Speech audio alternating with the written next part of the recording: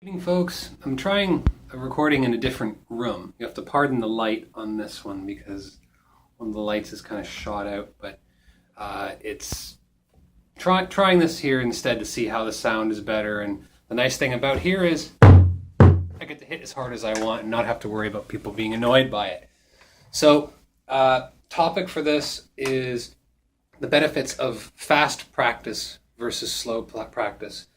And classically, in a lot of more traditional ways of learning, a lot of people will learn to start playing. So maybe let's pick a pattern out of the air here. So let's have something in a jig beat. So we got,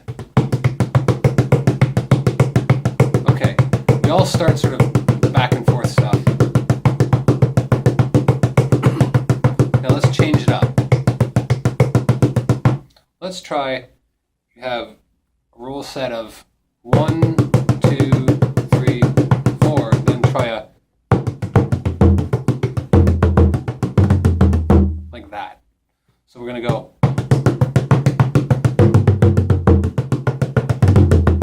like that, or something akin to that. Traditionally, you start off with generally slow playing, which is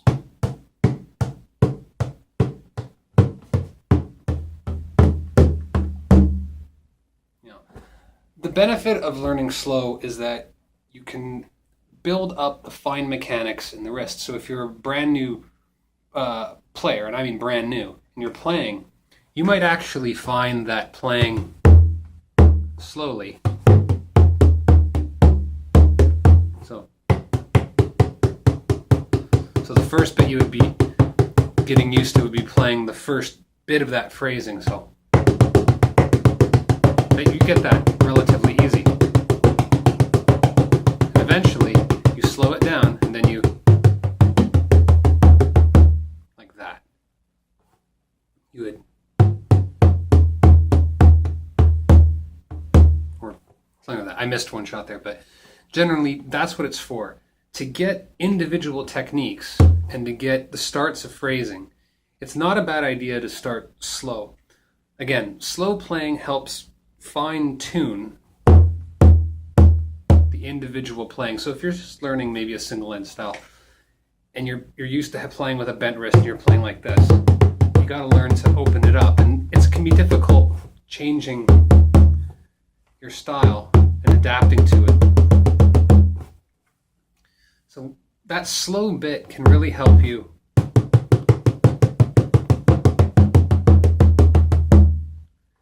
really allow you to get the fine mechanics of getting the basic movements right.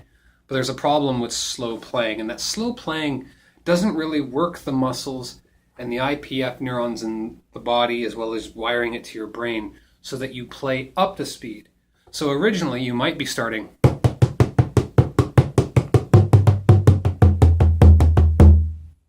which is fine if the speed is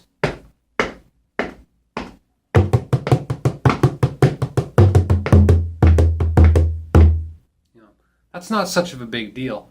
But what if the actual piece you're playing is quicker?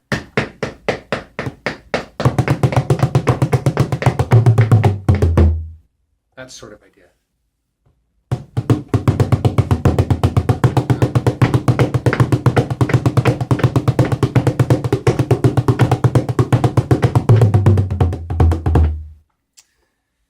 That's where speed starts to train you in different ways.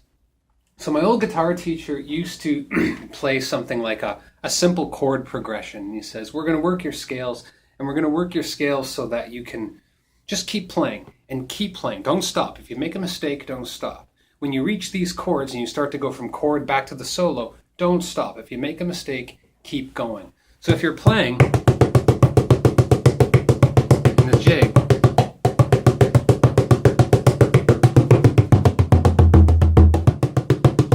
let's screw it up. Just keep going. Remember, when you're playing, you have your metronome right here. Maybe you want to mark the beat.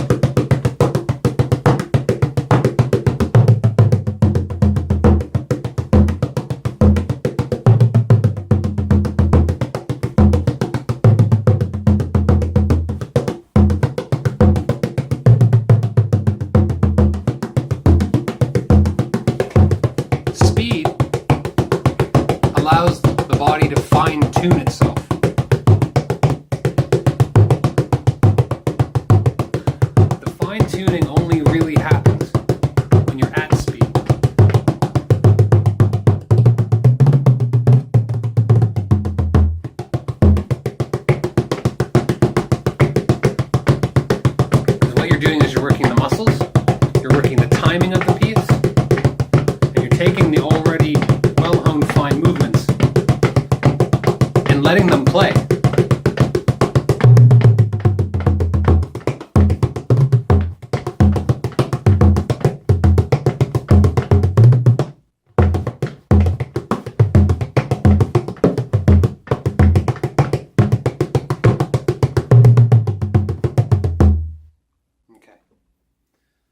That's the benefit of faster playing. It's sort of like if you were a pitcher. If any of you out there have ever played baseball and you're a pitcher and you're learning to throw a good curveball, you're learning to hone a particular pitch, you can feel it, and you're working muscles you haven't really worked before. Now you get to have an opportunity of just, without worry of being judged over it, just give the muscles some time to make their mistakes and then bring it back. So if you're playing and you're not quite used to it,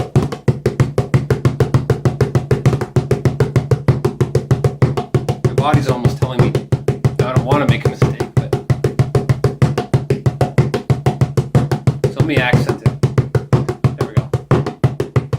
Back. And let's say I hit the rim. Oops, I'm caught and back. Just keep going. So it's like do do do ooh ooh ooh ooh ooh ooh. There, keep going. Always bring it back. Same thing in a reel.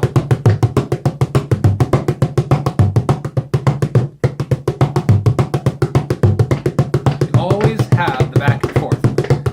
Maybe you're doing triplets.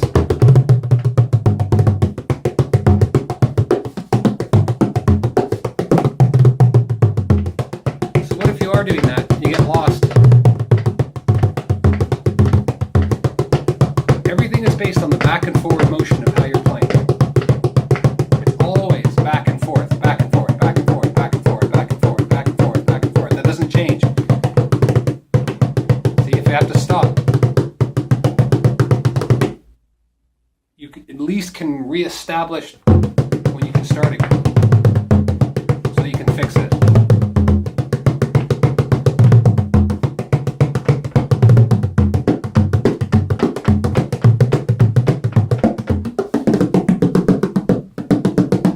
I find this especially true with the doubles and things.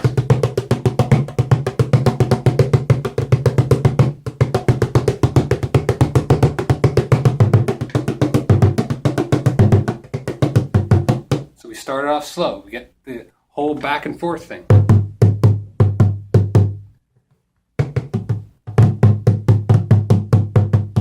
And you eventually speed it up. But being allowed to play with it, double off the top, or the downstroke. Double off the bottom.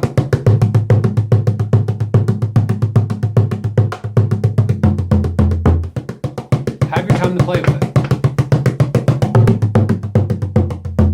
Back into the jig again.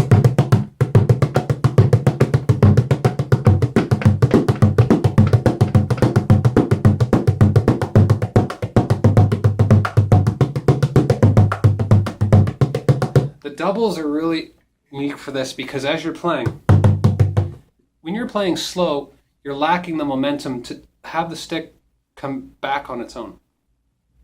You can't get that playing slow. You can work the muscle memory, but you can't get that relaxed natural motion of when you're playing. This is right. This is almost never right because you're never really playing like that when you're at the speed of a piece of music. So if you're not sure about what feels right, start it slow. But when you're practicing, don't start at that speed because you're not going to have enough momentum to do certain techniques. You know, rim shot stuff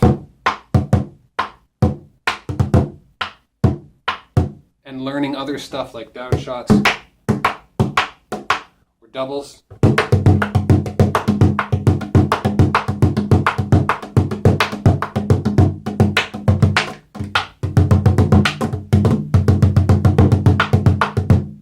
All of that stuff, some of these techniques are not about muscle at all. They're about allowing your fine motor skills to know when they can't be in control and when they can be in control.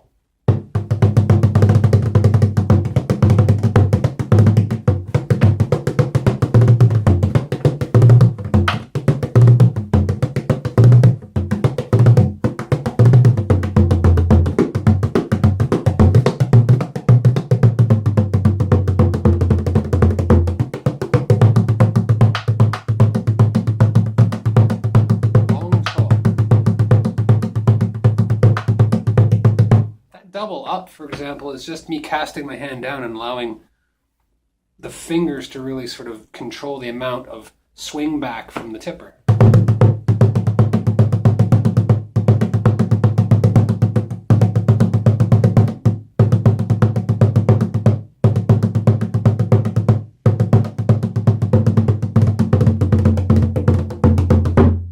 Which is necessary if you're going to learn single end. If you're learning double end, playing slow with a double end. Actually, let me grab that tipper. There it is. For double end, that sort of thing.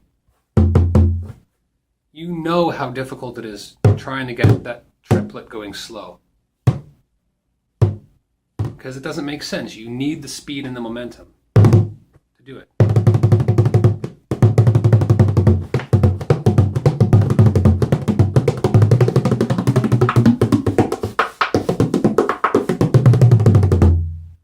Need that. So just know, for a lot of stuff, the slow techniques allow you to find to introduce your muscles to the technique, and then when you play at speed, then you can fine tune it. Maybe you find that this doesn't feel good. Maybe being a little closer.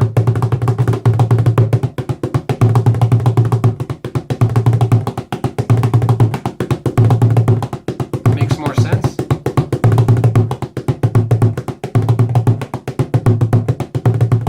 Someone who needs the extra space for their arm. It's very uncomfortable, but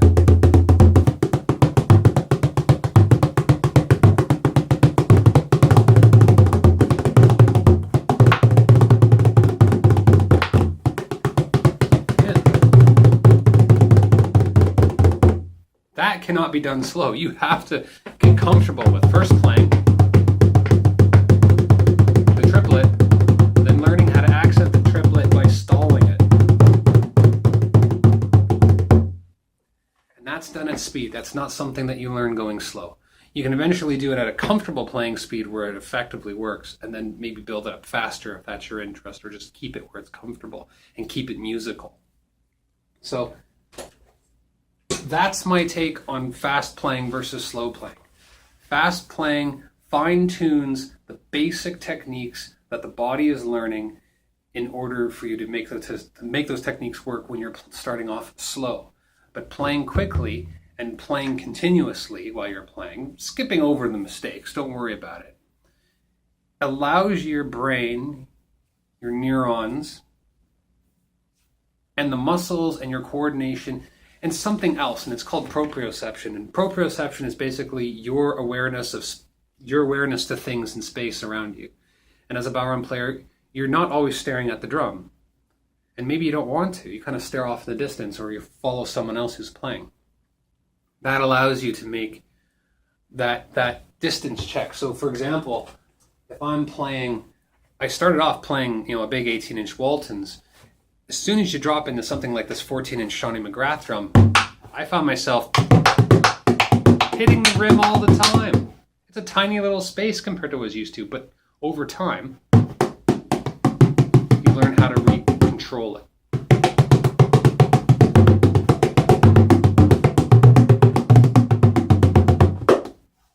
Depending on however you're playing.